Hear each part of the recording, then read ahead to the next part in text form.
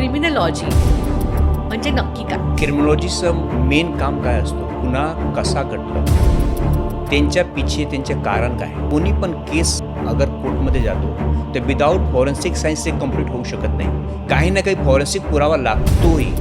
Rape केस झालं, murder केस झालं, fingerprint झालं, प्रत्येक गुन्ह्यामध्ये फॉरेन्सिकची गरजच असते. 100% असतं. फॉरेन्सिकमध्ये तुम्ही गेलं, कोणीने सांगितले की हे फॉल्स डॉक्युमेंट आहे, तर त्यामध्ये मी काय काय काढू शकतो की जे पेपरचे वापर केलेला आहे, तर पेपरचा एज काय आहे, किती जुना पेपर आहे, ते सगळे तुम्ही माहिती काढू शकता. एखादी व्यक्ती जेव्हा गुन्हेगारीकडे वळते त्याची प्रामुख्याने सामाजिक आणि मानसिक काय कारणं असतात? असा कोणी क्राईम नाही आहे जिथे तुम्हाला फॉरेन्सिक एव्हिडन्स भेटणार नाही. सुप्रीम कोर्टने असं गाईडलाईन दिलेलं आहे की प्रत्येक कोर्टमध्ये फॉरेन्सिकच्या टीम व्हायला पाहिजे, प्रत्येक पोलीस चौकीमध्ये फॉरेन्सिक एक्सपर्ट व्हायला पाहिजे. लेकिन असं आहे का? नाही आहे. पोलिसाला स्वतःला माहीत नाही की एव्हिडन्स काय असतो, कसा कलेक्ट करायला पाहिजे.